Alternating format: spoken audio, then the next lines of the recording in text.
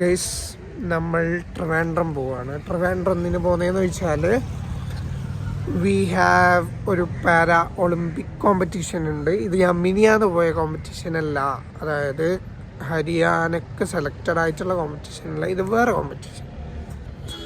ഒരുപാട് സ്ഥലത്ത് കബഡി മത്സരം ഉണ്ടാവില്ല, അങ്ങനെ ഒരുപാട് സ്ഥലത്ത് ഈ കോമ്പറ്റീഷൻ ഉണ്ടല്ലോ. അപ്പോൾ ആ ഒരു ടീം പയ്യന്നൂർ എന്നുള്ള ഇൻസ്പയർ ടീം എന്നെ പ്രസൻറ്റ് ചെയ്യുന്നുണ്ട്. നമുക്കൊന്ന് പോയി നോക്കാം. ഓക്കെ, അപ്പോൾ ജേണി പറ്റുന്നത്ര ഞാൻ ഷൂട്ട് ചെയ്യാൻ നോക്കാം. പിന്നെ ഞാൻ ഒറ്റക്കാണ്, അതുകൊണ്ട് ഷൂട്ട് ചെയ്യാൻ ആളില്ലാത്തതുകൊണ്ട് അല്ല, അവരുണ്ട്, അവർ പയ്യന്നൂർന്ന് ജോയിൻ ചെയ്യും.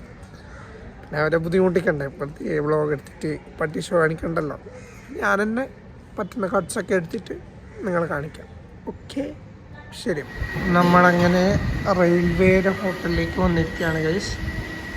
റെയിൽവേയുടെ ഹോട്ടൽ നല്ല അടിപൊളി ആംബിയൻസ്, നല്ല അടിപൊളി സിസ്റ്റമാണ് ഗൈസ്. എൻ്റെ ട്രെയിൻ ഏറനാടിനാണ്, 8 മണിക്കുള്ള ട്രെയിനാണ്. പക്ഷേ അപ്പം നിങ്ങൾ ചോദിക്കും, ഞാൻ ഇതിൻ്റെ ഇത്ര നേരത്തെ രാവിലെ 6 മണിക്ക് വന്നത്. അതെന്തുകൊണ്ടെന്ന് വെച്ചാൽ നമ്മളെ ട്രെയിൻ ബുക്ക് ചെയ്തത് കുക്കറിൻ്റെ സൗണ്ട് കേൾക്കുന്നുണ്ട് ഇവിടെ ഫുഡായിട്ട്. അതിന് മുമ്പേ ഞാനെത്തും.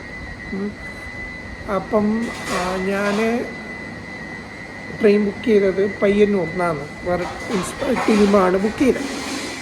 അപ്പോൾ കാസർഗോഡിനാകുമ്പോൾ എന്തെങ്കിലും സാങ്കേതിക പ്രശ്നം ഉണ്ടാവുമോ, എനിക്കങ്ങനെ മുമ്പിൽ പോയിട്ട് പരിചയമില്ല.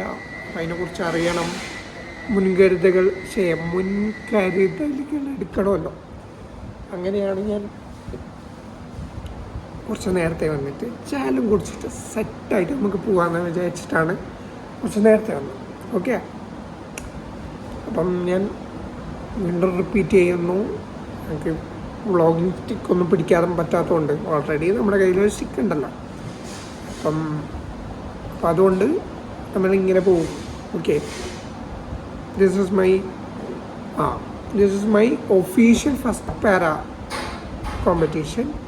മുമ്പ് ഞാൻ പോയത് പവർ ലിഫ്റ്റിങ്ങിൻ്റെ നോർമൽ കാറ്റഗറിയുടെ പ്ലസ് പാരാ കാറ്റഗറിയിൽ സെപ്പറേറ്റ് ആയിട്ട് മത്സരിക്കാനാണ്. ഇത് കംപ്ലീറ്റ് പാരയാണ്, അതായത് പാരാ ക്രിക്കറ്റ് ഉണ്ട്, പാരാ ബാഡ്മിൻ്റൺ ഉണ്ട്, പിന്നെന്തുണ്ട്, പാരാ വോളിബോൾ ഉണ്ട്, കംപ്ലീറ്റ് പാരയാണ്. ഭയ്യ, ഗുഡ് മോർണിംग. व्लॉग हाँ या व्लॉगर है, बहुत बड़ा व्लॉगर है. आपका नाम क्या है?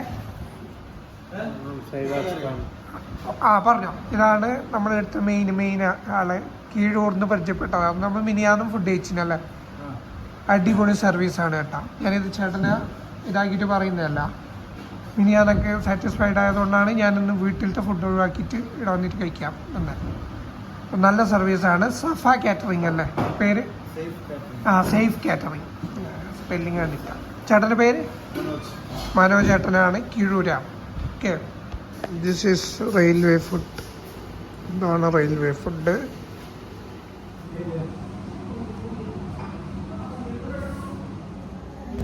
ആ സമയം പുലരുന്നതേ ഉള്ളൂ ഗൈസ്. അപ്പം അങ്ങനെ നമ്മൾ റെയിൽവേന്ന് ഫുഡ് കഴിച്ച് നേരെ പുറത്തിറങ്ങി ഒന്ന് സ്റ്റേഷനിലിരുന്ന് വെറുതെ യാത്ര കാഴ്ചകളെല്ലാം ഒന്ന് കാണാമെന്ന് വിചാരിച്ചു. എനിക്ക് ഈ മൊബൈൽ പിടിക്കേണ്ട എങ്ങനെയെന്നൊരു ഒരു പിടുത്തമില്ല. അപ്പം അങ്ങനെ ലോ പിടിച്ചിട്ടാണ് ഞാൻ വ്ളോഗ് ചെയ്യുന്നത്.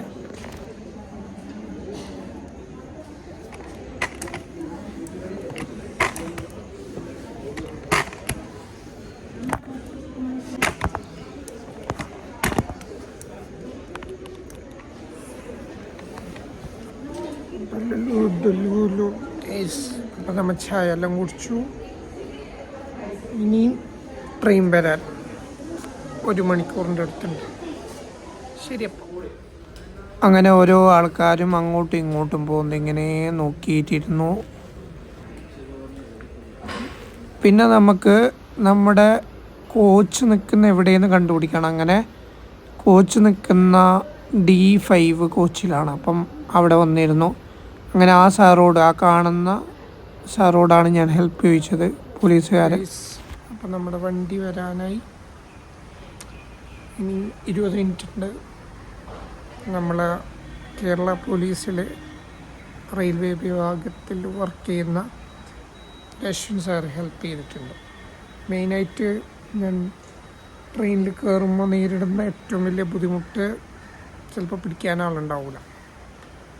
അപ്പം ആ സമയത്ത് നമുക്ക് ഹെൽപ്പായിട്ട് വരുന്നതാണ് ഇവിടുത്തെ ഉദ്യോഗസ്ഥർ. അപ്പം ഇന്ന് നമ്മളെ ഹെൽപ്പ് ചെയ്തത് അശ്വിൻ സാറാണ്. അങ്ങനെ ട്രെയിൻ വരാറായി. കഷ്ടിച്ചൊരു 10 മിനിറ്റ് ആകുമ്പോൾ ഞാൻ കോച്ച് പൊസിഷൻ വരുന്നിടത്തേക്ക് നടന്നു തുടങ്ങി. അപ്പം കുറച്ചും കൂടി ഈസിയാണ്.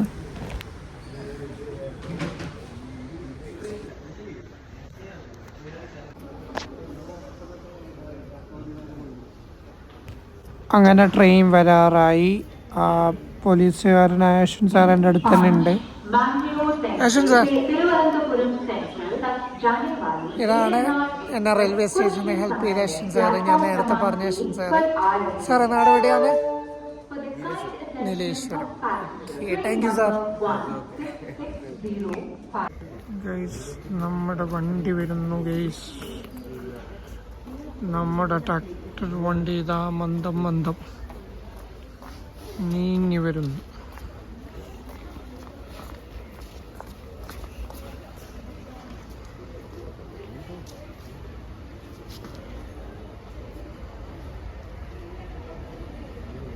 ഇനി ട്രെയിനിൽ കയറണം ഗൈസ്. ഇതാ വന്നിട്ടുണ്ട് ഗൈസ്.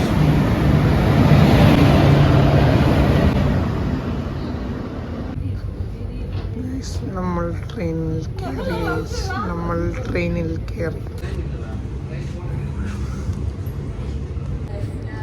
ഞാൻ കയറിയപ്പോൾ തന്നെ ഒരു ചേട്ടൻ ഇതാ ബുക്കും കൊണ്ടുവന്നു. അപ്പോൾ ഒരു ബുക്ക് വായിക്കാമല്ലോ എന്ന് പറഞ്ഞിട്ട് ഞാനൊരു ബുക്ക് എടുത്തു. നമ്മുടെ അശ്വിൻ സാറ് എന്നെ വണ്ടിയിൽ കയറ്റി ഫുള്ള് സെറ്റ് ചെയ്തതിന് ശേഷം, എൻ്റെ വാക്കറടക്കം സെറ്റ് ചെയ്തതിന് ശേഷമാണ് ട്രെയിനിൽ ഇറങ്ങിപ്പോയത്. അപ്പോഴേക്കിതാ വരുന്നു ഒരു സുന്ദരി കൊച്ച്. ഈ കൊച്ച് നമ്മുടെ മൊബൈൽ സ്റ്റാൻഡ് വിൽക്കുന്നതാണ്. അപ്പോൾ കൊച്ചെന്നല്ലോ കാണിക്കുന്നുണ്ടായിരുന്നു മൊബൈൽ സ്റ്റാൻഡിൽ. നമുക്ക് കാണിച്ചു. നമ്മൾ പല സ്ഥലത്തും നോ പറയാൻ പഠിക്കണം ഗൈസ്. നാളെ ജീവിതത്തിൽ നമുക്ക് വിജയിക്കാൻ പറ്റും.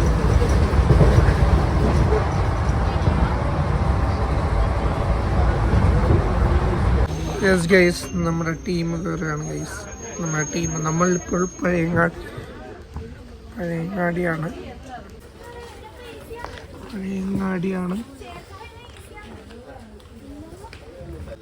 ഇവിടെയാണ് നമുക്ക് നമ്മുടെ ടീം വരുന്നത്.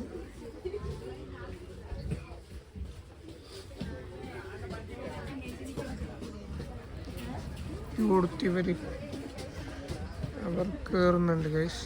അവർ D5 തോന്നുന്നു, നമ്മൾ D3.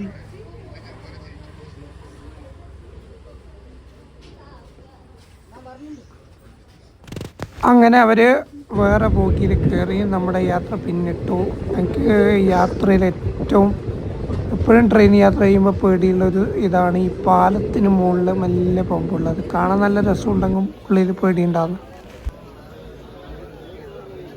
ആൾക്കാരെ കയറിക്കൊണ്ടിരിക്കുന്നുണ്ട്. ഓൾറെഡി നമ്മൾ ബുക്ക്ഡ് ആയതുകൊണ്ട് ചേർക്കാറായതിൻ്റെ ഒരു ബുദ്ധിമുട്ടല്ലാതെ വേറെ സീറ്റിനൊരു ബുദ്ധിമുട്ടൊന്നുമില്ല. പിന്നെ നമ്മൾ ഡിസബിലിറ്റി കോച്ചിൽ കയറിയില്ല. അങ്ങനെ കാഴ്ചകളൊക്കെ കണ്ടുകൊണ്ട് നമ്മുടെ യാത്ര പിന്നിട്ടുകൊണ്ടിരുന്നു. ഞാൻ തന്നെയാണ് ഒറ്റയ്ക്ക് ഷൂട്ട് ചെയ്യുന്നത്, എങ്ങനെ വെച്ചിട്ടെല്ലാം. ഇതൊക്കെ ഫസ്റ്റ് എക്സ്പീരിയൻസ് ആണ്, സെൽഫ് ഷൂട്ട് ചെയ്യുന്നത്, ഒരു വ്ളോഗ്. അങ്ങനെ ഓരോ കാഴ്ചകളും കണ്ടുകൊണ്ടിരുന്നു. ഒരുപാടിരിക്കുമ്പോൾ മടുപ്പാണ്. പിന്നെ അങ്ങോട്ടും ഇങ്ങോട്ടും തിരിയാനും കഴിഞ്ഞില്ല ചേർക്കാറായതുകൊണ്ട്. പിന്നെയും വിളിച്ചുകൊണ്ട് കുറേ നേരം ഇങ്ങനെ ഇരുന്നു. ഇതാണ് ഏറ്റവും അരോചകമായ അവസ്ഥ. ആടാടെ പിടിച്ചിടുന്ന ട്രെയിൻ. ഇപ്പം പാലക്കാടെത്തി. അതാ വീണ്ടും നമ്മളൊരു പാലത്തിന് മുകളിൽ പോകുന്നുണ്ട്. നല്ല നല്ല കാഴ്ചകൾ കാണുന്നുണ്ട്. അപ്പം ഇതുവരെ ഞാൻ മൂത്രമൊഴിക്കാനോ ബാക്കി ബാത്റൂമിലൊന്നും പോകാൻ പറ്റിയില്ല. പൊതുവേ യാത്രയിൽ ഒന്നും എന്താ പറയുക, റിഫ്രഷ്മെൻറ്റിനൊന്നും പോകാൻ പറ്റലില്ല. ഒന്ന് വൃത്തി ഉണ്ടാവില്ല, മാക്സിമം പിടിച്ച് നിൽക്കാറാണ് പതിവ്. അത്രയ്ക്കും രക്ഷയില്ലെങ്കിലേ പോകാറുള്ളൂ. അതാ ടി ടി വന്ന് ഒരാളെ പായിപ്പിക്കുന്നുണ്ട്. അപ്പം ടി ടി ഇടയ്ക്കിടയ്ക്ക് വന്നിട്ടുണ്ട്. ഇരുന്നിട്ട് ബനയായിട്ട് പിന്നെ കുറച്ച് ഉറങ്ങാൻ നോക്കി, അതും കഴിഞ്ഞില്ല. പണ്ടാരം ഈ ഇരുന്നിട്ട് ഉറങ്ങുന്ന പിന്നെല്ലാം സമ്മതിക്കണം കേട്ടോ.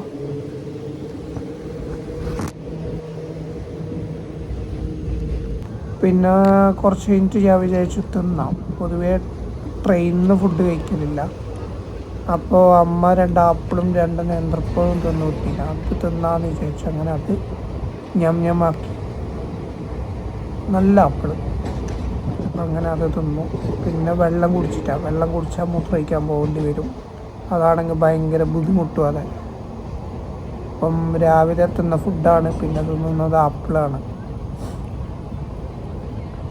പിന്നെ വീണ്ടും ഉറങ്ങാൻ നോക്കി, എവിടെ ഒന്നും നടക്കുന്നില്ല. അപ്പം നമ്മൾ കണ്ണു തുറന്ന് നോക്കുമ്പോഴേക്കും പിന്നെ ഇതാ നമ്മൾ കരിപ്പൂർ വിമാനത്താവളം കണ്ടു. കൊച്ചി വിമാനത്താവളമാണ്. അതെ, കൊച്ചിയാണ്, കരിപ്പൂരല്ല. അപ്പോൾ ഇത് കാണുമ്പോൾ നമുക്ക് ഫ്ലൈറ്റിൽ പോകണം എന്നൊരു പൂതി. നമ്മൾ ഈ 2026 ഫ്ലൈറ്റിൽ പോയിരിക്കും ഗൈസ്. നമ്മൾ പോയിരിക്കും. വലിയ റൺവേയും എല്ലാം കാണുമ്പോൾ നമുക്കൊരു ആഗ്രഹം. നമ്മൾ ആഗ്രഹിച്ചാലേ ആ ആഗ്രഹത്തിനുള്ള വഴികൾ നമ്മുടെ മുമ്പിൽ തെളിയും. അപ്പം നമ്മൾ ആഗ്രഹിക്കുക എന്നതാണ് ഏറ്റവും ആദ്യം ചെയ്യേണ്ടത്. അങ്ങനെ ഞാൻ ആഗ്രഹിച്ച കുറേ കാര്യങ്ങൾ ആഗ്രഹിച്ച സമയത്ത് നടന്നിട്ടില്ലെങ്കിലും ആവശ്യമുള്ള സമയത്ത് നടന്നിട്ടുണ്ട്. നമ്മുടെ ജീവിതം എപ്പോഴും അങ്ങനെ ആയിരിക്കും. നമ്മൾ ആഗ്രഹിക്കുന്നതില്ലെങ്കിലും നമുക്ക് ആവശ്യമുള്ളത് നമ്മുടെ ജീവിതത്തിലുണ്ടാവും. 8-10 മണിക്കൂറായി കാല് താഴെയിട്ടിരുന്നിട്ട്. എന്നിട്ട് അടുത്തുള്ള ആൾ പോയതിൻ്റെ ഗ്യാപ്പിൽ ഞാൻ ഒന്ന് കാല് നീട്ടി വെച്ചു. നല്ല പെയിനുണ്ട്. നല്ല പെയിൻ എന്ന് പറഞ്ഞാൽ ജമ്പാർ പെയിൻ. അതിനിടയ്ക്ക് ആൾ കയറുന്നുണ്ട്. ടി ടി വന്നുകൊണ്ടും പോയിക്കൊണ്ടിരിക്കുന്നുണ്ട്. കച്ചവടക്കാരും വന്നുകൊണ്ടും പോയിക്കൊണ്ടിരിക്കുന്നുണ്ട്. അപ്പം അങ്ങനെ യാത്ര തുടർന്നു. നേരം ഇരുട്ടായി. നമ്മൾ കായംകുളത്താണ് ഗൈസ്. കായംകുളം. യാത്രയിൽ നമ്മൾ ഒരുപാട് പേരെ പരിചയപ്പെടും. യാത്ര ഗംഭീരമാവുന്നത് അവിടെയാണ്. ഒരുപാട് ആൾക്കാരെ നമ്മൾ പരിചയപ്പെടും. അങ്ങനെ ഒരാളെ ഈ യാത്രയിൽ പരിചയപ്പെട്ടു, സഹീർ ഖാൻ. അദ്ദേഹം ഒരു സാഹിത്യകാരനാണ്. കൊല്ലത്താറാകുമ്പോഴേക്കും നല്ല തിരക്കായി. ട്രെയിനിൽ നല്ല തിരക്ക് എന്ന് പറഞ്ഞാൽ നല്ല തിരക്കാണ്. പുറത്തൊക്കെ നല്ല തണുപ്പായി.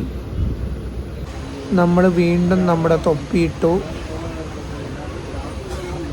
അങ്ങനെ നമ്മുടെ സ്റ്റേഷൻ എത്താറായി. നമ്മളെല്ലാവരും ഇറങ്ങാൻ റെഡിയായി.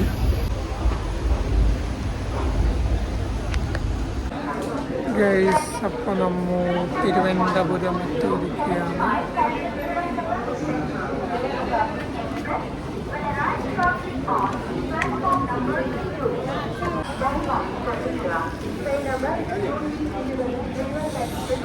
ഗൈസ് എല്ലാം അടിച്ചു പോയി ഗൈസ്.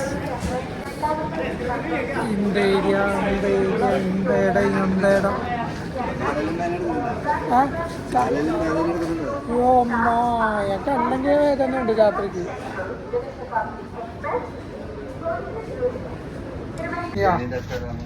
യെസ്, നമ്മളിതാ ലിഫ്റ്റിൽ കയറിയിരിക്കുന്നു. നമ്മുടെ കൂടെ പ്രണവുണ്ട്, പ്രണവിന്റെ അച്ഛനുണ്ട്. പ്രണവല്ല, വിപിൻ. പ്രണവേട്ടനുണ്ട്.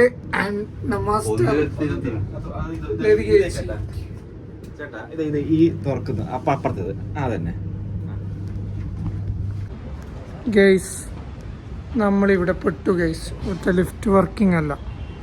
ഡിയർ മോദിജി, നിങ്ങളിത് കാണുന്നുണ്ടെങ്കിൽ ശ്രദ്ധിക്കണം. ലതിക ചീന പ്രണവ് ബ്രോ പിടിച്ചിറക്കുന്നതാണ്. എന്താ ഭിന്നശേഷിക്കാരൻ നേരിട്ട ഒരവസ്ഥയാണ്. ഇവിടുത്തെ ലിഫ്റ്റ് വർക്കിംഗ് അല്ല, ഓഫാണ്. നമ്മളെ കാണിച്ചാലോ, വെറുതെ ഒരു മെയിൽ ഇടാലോ.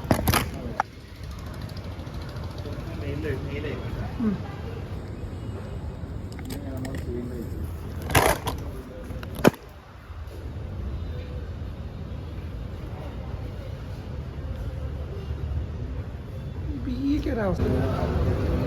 നമ്മൾ വണ്ടിക്ക് വെയിറ്റ് ചെയ്യുകയാണ്. വി ആർ വെയിറ്റിംഗ് ഫോർ അവർ വണ്ടി.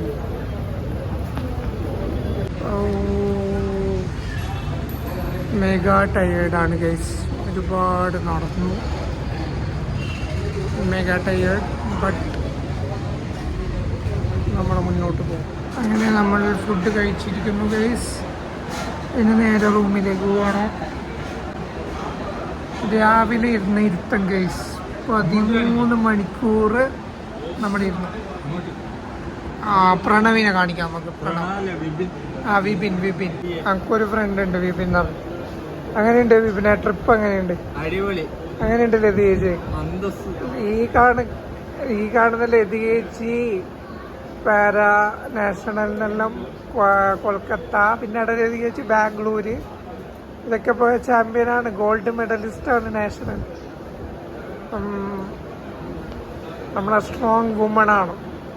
ഇവരെ കൂടെയാണ് ഞാൻ നാളെ കോമ്പറ്റീഷനിൽ ടീമിൻ്റെ ഭാഗമായിട്ട് ഇറങ്ങുന്നത്.